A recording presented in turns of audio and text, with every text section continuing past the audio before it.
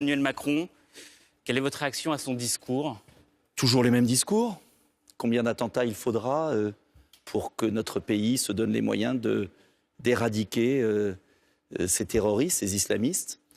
Bien évidemment, on ne peut pas empêcher un attentat. On ne peut pas dire qu'on aurait pu empêcher cet attentat. Mais en revanche, ce que je sais, c'est que depuis plusieurs années, les attentats se succèdent et que toutes les mesures ne sont pas prises. Voilà la réalité. Les mesures ne sont pas prises. Il y a eu une nouvelle loi antiterroriste qui a été votée. Vous ne l'avez pas votée. Bien sûr, parce Pour quelle raison? Elle est insuffisante. Nous ne contrôlons pas nos frontières. Nous n'expulsons pas les délinquants étrangers condamnés. Ce que font tous les pays du monde. Nous laissons notre justice dans un état lamentable et la petite délinquance gangrène nos cités. Et sont souvent un moyen de se forger une expérience avant de passer à la radicalisation. Nous avons à Marseille 17 mosquées salafistes. C'est pas moi qui le dis, c'est le journal Le Monde. Oui, mais alors là, le salafiste, c'est différent des terroristes. Tout est différent, oui, bien sûr. Sauf là, que vous faites un peu tout. Non, je dis que dans notre pays, le pays est naïf. C'est que les attentats se succèdent. Les présidents, les premiers ministres, les hommes politiques ont tous des mines de circonstances. Mais la réalité, c'est qu'il y a des mesures beaucoup plus énergiques, beaucoup plus fortes à prendre. Et si on continue comme ça, eh bien, nous aurons éternellement des attentats. Quelles mesures vous proposez? Notamment Contrôle pour les des frontières, contrôle des frontières, expulsion systématique des délinquants étrangers qui commettent des délits. Oui, mais des délits qui n'ont rien à voir avec le terrorisme. Et bien évidemment. Donc vous faites un lien entre des délinquants qui font des délits qui n'ont rien à voir avec le terrorisme. C'est exactement le cas de cet auteur. Il est allé en prison, absolument. Plus qu'en prison. Détention d'armes, plus qu'en prison. C'est exactement le profil de tous les terroristes. Si vous regardez depuis le début des attentats... tous les délinquants ne deviennent pas terroristes, même si tous les terroristes ont été des délinquants. Ce que je veux dire, vous ne pouvez pas... Nous sommes un des rares pays au monde pour lesquels les délinquants étrangers ne sont pas expulsés au terme de leur peine. Donc je dis qu'il faut maintenant en finir. Sur les fichiers S, Troisième point, étrangers. les fichiers S étrangers doivent être expulsés du pays. Là, il est franco-marocain, donc c'est un cas différent. Expulsés du pays.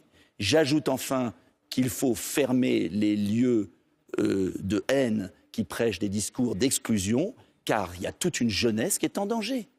Bien évidemment, je ne dis pas que toutes ces mesures prises individuellement vont empêcher tout acte. Ce serait excessif. Je dis simplement qu'il y a une palette de mesures à prendre, qui sont prises d'ailleurs dans certains pays. Je lisais récemment qu'à Abu Dhabi, les frères musulmans ont été interdits, les salafistes, en Égypte, en Tunisie.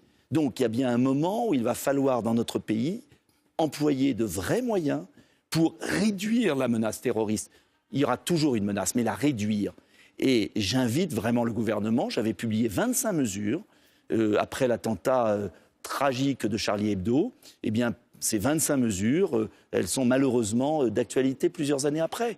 Voilà la réalité. Et je crois que les Français vont commencer à perdre patience. Je vous ai interrogé tout de suite par rapport à Emmanuel Macron. Je ne vous ai pas demandé une réaction peut-être à ce lieutenant-colonel, puisqu'il fait beaucoup de... Magnifique, je l'ai déjà dit, nos forces de l'ordre sont exceptionnelles. On le sait. Mais nos forces de l'ordre sont débordées. Il y a urgence à recruter les personnels nécessaires. Il y a eu des efforts de fait, car beaucoup de choses ont été faites déjà. Ne disons pas que rien n'a été fait. Beaucoup de choses ont été faites, mais malheureusement, des mesures énergiques ne sont pas prises. Et les forces de l'ordre sont inquiètes, elles sont à bout.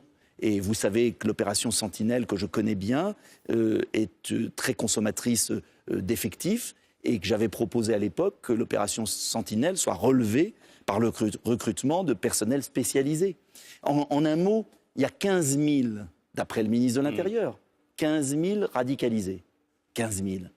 Et vous le savez très bien. 20 personnes pour surveiller une personne. On ne peut pas. Donc cela veut dire qu'il faut à la fois accroître les moyens du renseignement, cela a été fait, et il y a eu des attentats déjoués, c'est positif, mais encore une fois, cela ne suffit pas. Emmanuel Macron n'est pas naïf par rapport au terrorisme?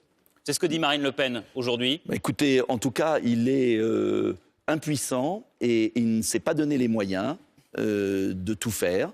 Et je le dis très clairement, sans contrôle des frontières, sans expulsion des étrangers qui commettent des délits, sans bracelet électronique pour les fichiers S, sans nouvelles places de prison, Emmanuel Macron réduit le nombre de places de construction de places de prison de 15 000 à 7 000 et prévoit des peines alternatives. Il réduit ce qu'il a prévu de construire. Oui, donc il en faut 40 000 en France. 7 000, ça ne suffit même pas pour avoir des cellules individuelles. J'ai été visiter la prison de Fresnes, le directeur m'expliquait que les radicalisés sont mélangés aux prisonniers. Donc, ce que je veux dire, c'est que l'échelle du défi qui est devant nous est colossale. Et que les moyens que nous mettons face à ce défi sont de qualité, mais ne sont pas en quantité suffisante. Et tous les spécialistes des forces de l'ordre vous le confirmeront. Merci beaucoup, Monsieur Dupont-Aignan. De rien.